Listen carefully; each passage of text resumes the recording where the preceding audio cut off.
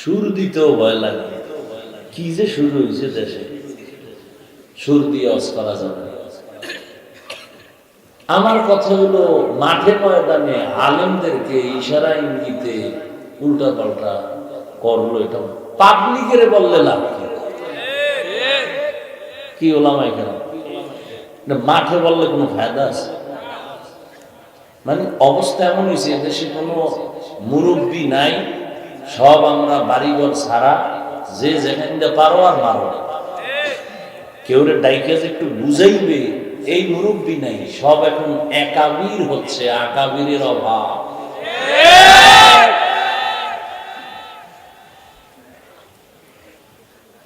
আল্লাহ আমাদের সবাইকে হেদায়েতের দৌলত দান করেন।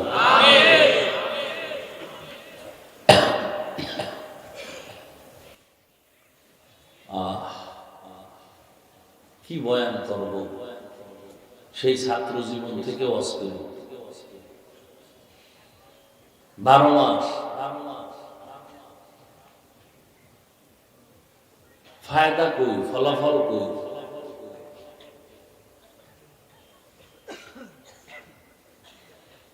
আল্লাহ নবীজি বলেন, সন্তান পৃথিবীতে ভূমিষ্ঠ হয় ঈমানের আলো নিয়ে। মা বাবা ওই সন্তানকে অগ্নি পূজারী বানায়, মূর্তি পূজারী বানায়, গায়রুল্লাহর গোলাম বানায় মা বাপ। এজন্য আল্লাহ কোরআনে কি বলেন? কিয়ামতের দিন সন্তানকে ডাকবে, এই ছেলে, নামাজ পড়ো নাই কেন, রোজা রাখো নাই কেন? আমার কোনো দোষ নেই, মা বাবার সব অপরাধ। রব্বানা ইন্না আতা'না সাদাতানা ওয়া কুবারানা ফাআদাল্লুনাস সাবিলা। সূরা আহজাব ৬৭ নম্বর আয়াত। আচ্ছা, নাম্বারে যদি ভুল হয় তা আয়াত ভুল। পাগলের পাগলামি, কোন হুজুর বলে আয়াতের নাম্বার কইছে ভুল, এটা শুরু করছে মুনাফিকরা। তো নাম্বার ভুল হইলে কি আয়াত ভুল? তেলাওয়াতও ঠিক, তরজমাও ঠিক, ব্যাখ্যাও ঠিক, নাম্বারে ভুল হইছে, এই জন্য উল্টাপাল্টা মন্তব্য। এটা কিয়ামতের আলামত। যেই উম্মত নবী মানে না, ধ্বংস। যেই মুসল্লিরা ইমাম মানে না, ধ্বংস। যেই উম্মত উলামায়ে কেরামকে সম্মান দিতে জানে না, এদের কপাল ধ্বংস।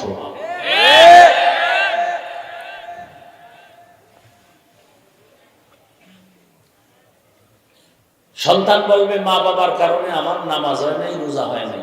আল্লাহ শেষে বলবে, তোমার বিবেক দিছিলাম না, ভালো মন্দ যাচাই করে চললা না কেন? বলবে, এটা আমার ভুল হয়ে গেছে। বলে, তাহলে ভুলের মাসুল কি হবে? বলে, বিবেকের বিচার হবে। ইন্নাস সামআ ওয়াল বাসারা ওয়াল ফুআদ কুল্লু উলাইকা কানা আনহু মাসউলা।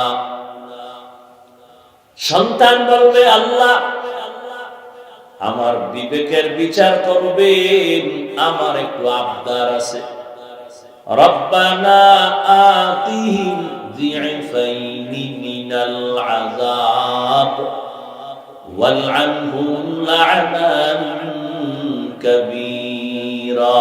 আমারে ফিডা যদি একটা দাও, আমার মা বাবা মুরব্বী নেতাটিরে ডবল ফিডা দিত। কারণ আমার মা বাবা যদি একটু আমার নামাজের দাওয়াত দিতেন, আমি বেনামাজি হতাম না।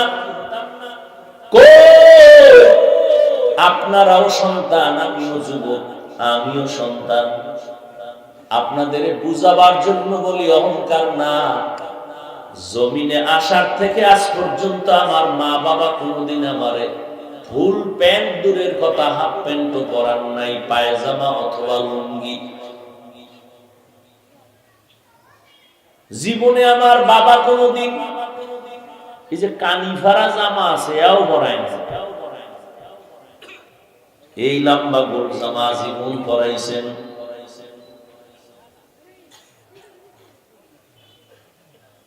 এই জন্য মা বাবার কারণে সন্তান দিনের লাইনে যায়, সন্তান খারাপ লাইনে চলে যায়। আল্লাহ কোরআনের অন্যত্র বলেন, ইয়া আইয়ুহাল্লাযীনা আমানু, ও দুনিয়ার মুমিন, কু আনফুসাকুম ওয়া আহলিকুম নারা, জাহান্নামের আগুন থেকে নিজেকে বাঁচাও, তোমার আহলকেও বাঁচাও। কেন? ওয়াকুদুহান নাস ওয়াল হিজারা, জাহান্নামের ইন্ধন হবে মানুষ আর পাথর। আলাইহা মালাইকাতুন গিনাজুন শিদাদুন লা ইয়াসুনাল্লাহা মা আমারাহুম ওয়া ইয়াফআলুনা মা ইউমারুন।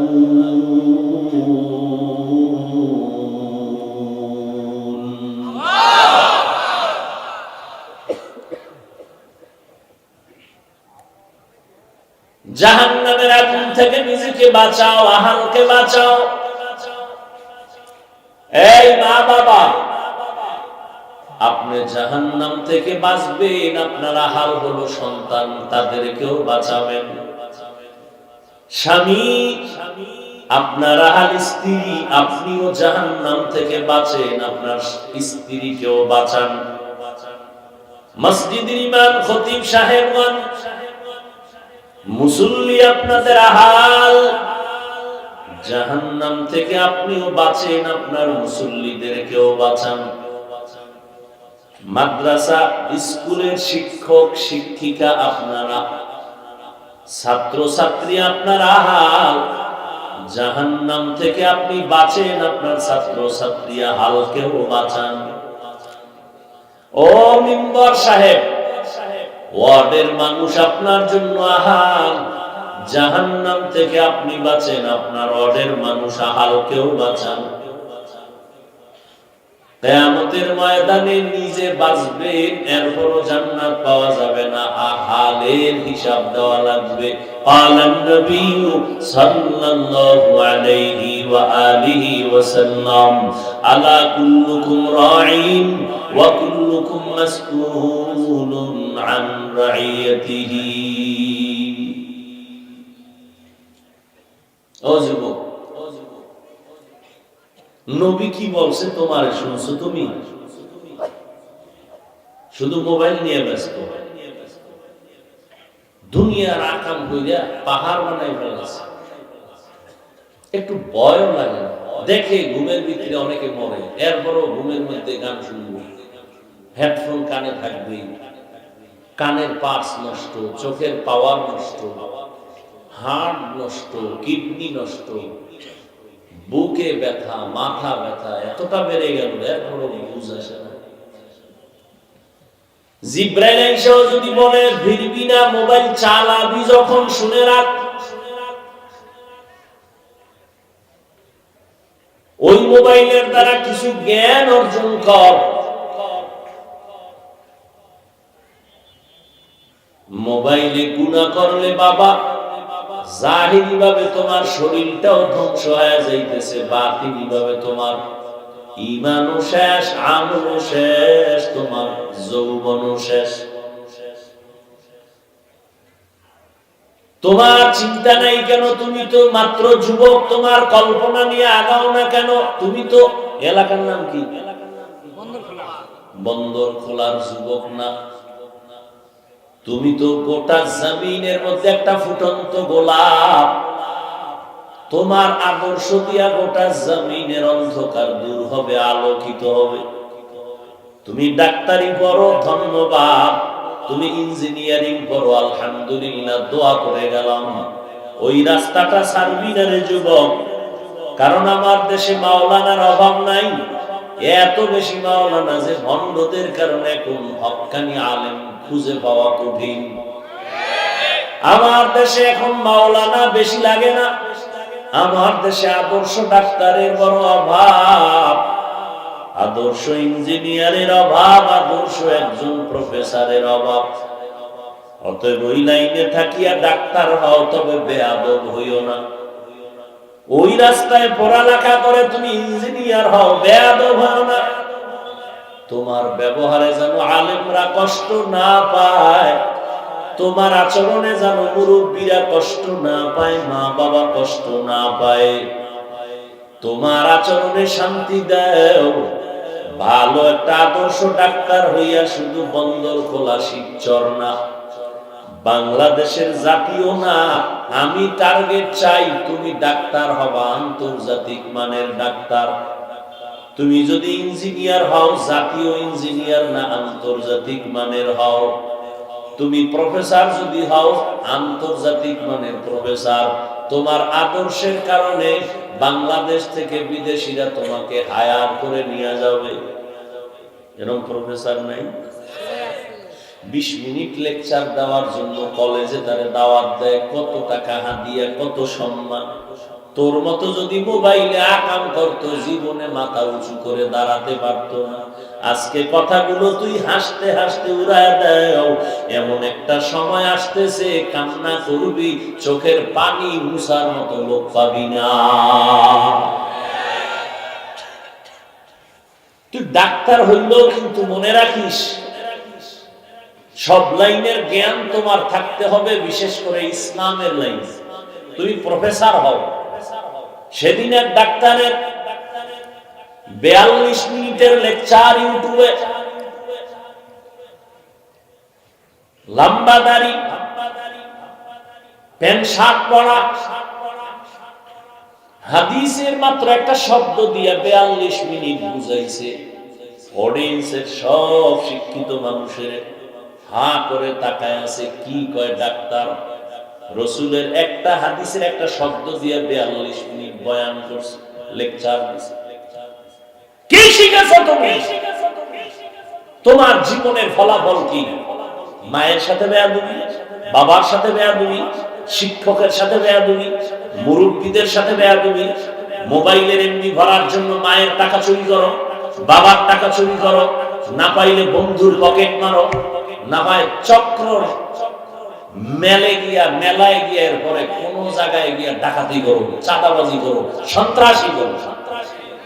তাহলে ফলাফল কি? তোর জিন্দেগি বরদোয়ায় ভরপুর। যে কারণে মোনাজাতে সবাই কাঁদে, তোর চোখে মানি নেই।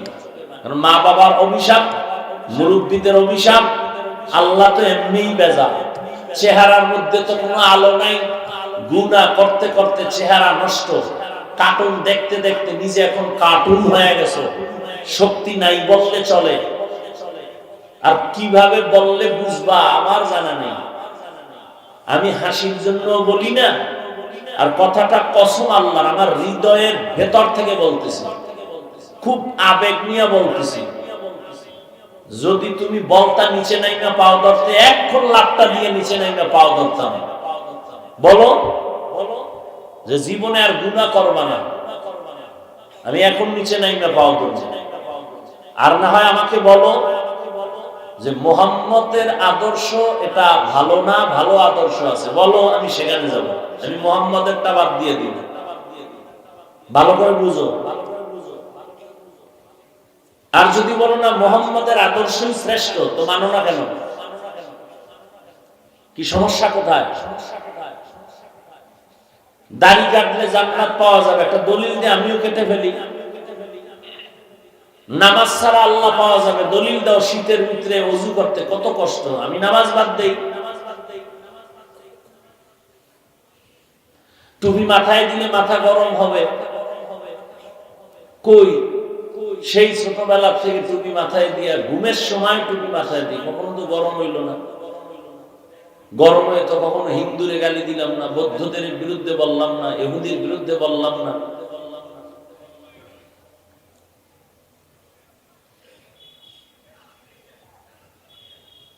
একটা ভুল পারলে বের করে দাও কোরআন থেকে, এখন দাড়ি কেটে ফেলবো, প্যান্ট শার্ট করে রাস্তায় নেমে নাচ গান শুরু করবো, আল্লাহর বিরুদ্ধে শুরু করবো।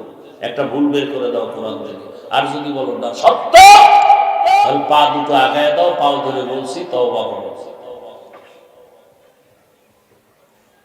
তোমার আদর্শ দেখে বেঈমান কালেমা পড়বে, তুমি বেঈমানের 5 আটা গোলাম হইলা কেন?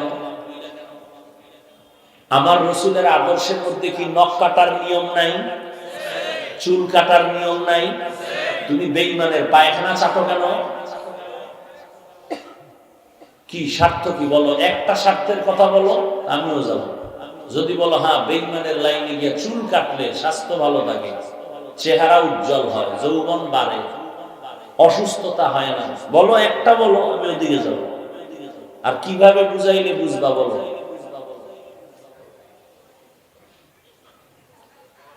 আল্লাহ তাআলা এই ওই যে এটা কি মানুষ না আর কিছু? এরা শুনে না মাইকের আওয়াজ? শয়তানে যারা ধরে কাম থুইয়া কাম করে। এরা মাইকের আওয়াজ শুনে না যেখানে ওয়াজ হয়? মোনাজাত দিয়ে দিব? কি আজীব বিষয়।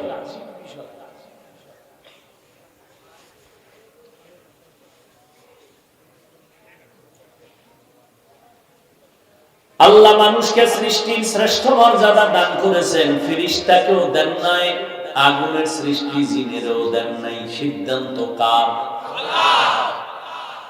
স্থায়ী না অস্থায়ী? মানে নাই কে? জানা থাকলে বলুন তো। ইবলিস মানে নাই কেন? গায়ের জোরে না যুক্তির ব্যানারে? যুক্তির ব্যানারে। আল্লাহ বলেন আমার স্থায়ী সিদ্ধান্ত মানুষ শ্রেষ্ঠ। ইবলিস তুই মানলি না কেন? আমার যুক্তিতে মিলে না। বলে যুক্তি কি? বলে খালাকতানি মিন নার ওয়া খালাকতাহু মিন তিন। আমাকে আপনি আগুন দিয়া বানাইছেন, আদমের মাটির দ্বারা বানাইছেন। আগুনের গতি উপরে, মাটির গতি নিচে। আমি কেন নত হব? আদম আমারে সিজদা করবে, আমি কেন করব? যুক্তিটা ফেলে দেওয়ার মতো না। তবে এখানে যুক্তি চলবে না। মালিক আর গোলামের কারবারে কোনো প্রশ্ন নাই, যুক্তি নাই। মালিক যা বলবে মেনে নিবা নির্দ্বিধায়, প্রশ্ন করা বেয়াদবি।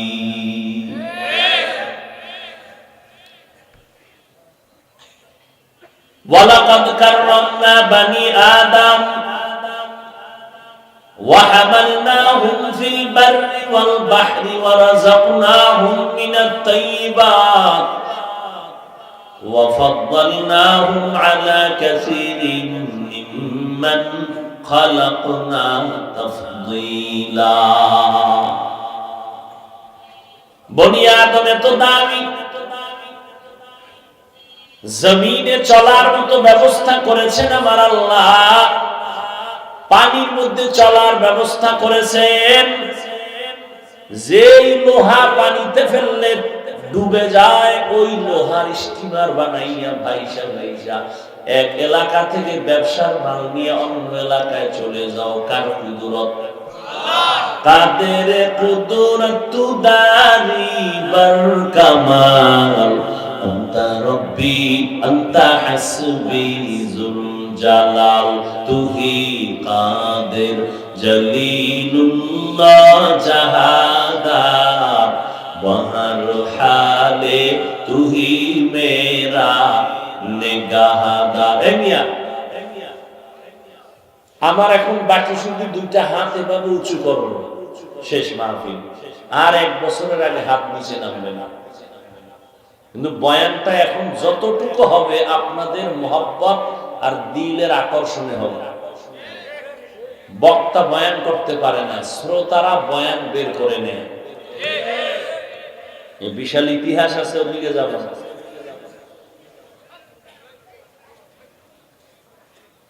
আল্লাহ এরে আল্লাহর বান্দারা,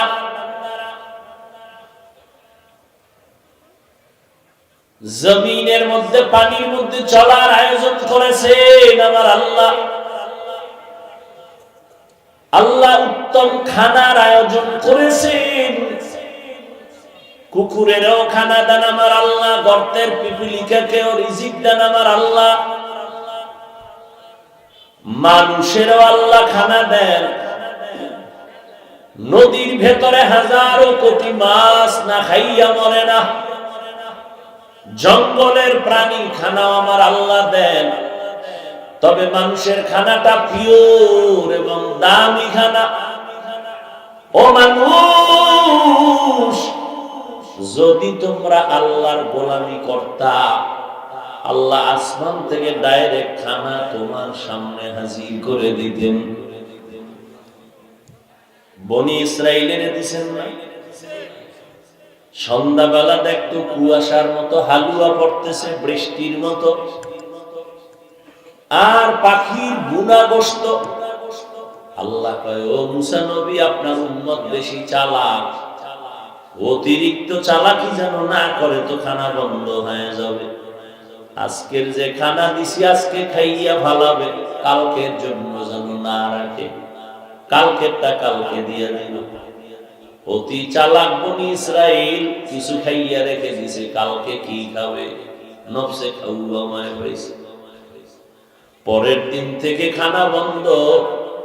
আমার নবী বড় আফসোস করে বলে, ওই বনি ইসরাইলেরা চালাকি যদি না করত, আমি শ্রেষ্ঠ নবীর আমার উম্মতেরা কিয়ামত পর্যন্ত আসমানের ডাইরেক্ট খানা পাইতো। গর্তাওয়াকুল মিকুনি হর সুবহ শাম, মিরাসানা দরস্তে তু আজলা মাকাম, জুজবা হাকচি জে মখাদ ইনসুজা, ফজলে উআ মস্তে দর জুমলা জাহান। আল্লাহ পবিত্র খানার আয়োজন করেছেন। মানুষ তোমার এই শ্রেষ্ঠত্ব যেন বিলীন হয়ে না যায়, তুমি ধরে রাখতে পারো। আমি আল্লাহ এই জন্য দুইটা ব্যবস্থা দিলাম, এই ব্যবস্থা গ্রহণ যদি করো, দুনিয়ায় কেউ তোমার সম্মান নষ্ট করতে পারবে না, পরকালে আমি আল্লাহ বিনা হিসাবে জান্নাত দিয়ে দিব। দুই ব্যবস্থার, এক ব্যবস্থার নাম রিজালুল্লাহ, আর এক ব্যবস্থার নাম কিতাবুল্লাহ। আল্লাহর প্রতিনিধি দল আর আল্লাহর দেওয়া কিতাব। আল্লাহর প্রতিনিধিদের মধ্যে শ্রেষ্ঠ ব্যক্তি রাহমাতুল লিল আলামিন, আল্লাহর দেওয়া কিতাবের মধ্যে শ্রেষ্ঠ হলো কোরআনুল কারীম। আল্লাহর হাজার শুকর, দুটোটা আমরা পেয়েছি। কপাল বড় খারাপ, মানুষ আমার নবীরেও চিনে না, কোরআন সামনে আছে, কোরআন পড়তে জানে না। মাওলার কোরআন এত দামি একটা সম্পদ, রহমতের নবী চ্যালেঞ্জ দিয়া গেছেন, এই উম্মতেরা আমি বিদায় বেলা দুটো জিনিস রেখে গেলাম, আঁকড়াইয়া ধর, কোনদিন তো সম্মান নষ্ট হবে না।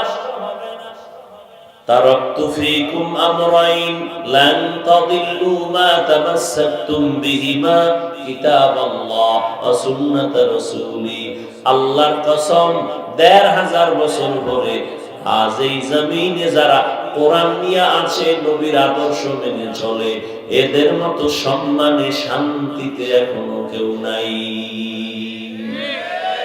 এলমে রায়ে জাজো করদন বেহিসাব, খলকে রাদাদন জওয়াবে বাসওয়াব, হুকনা দারত দুস্তে খলকা জারেরা, নিস্তে ই খসলত কে দিনদারেরা।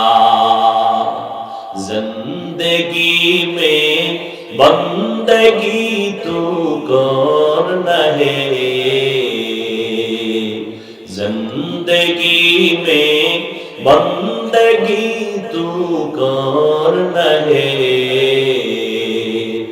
जिंदगी में बंदगी शर्मिंदा है, जिंदगी में बंदगी शर्मिंदा है।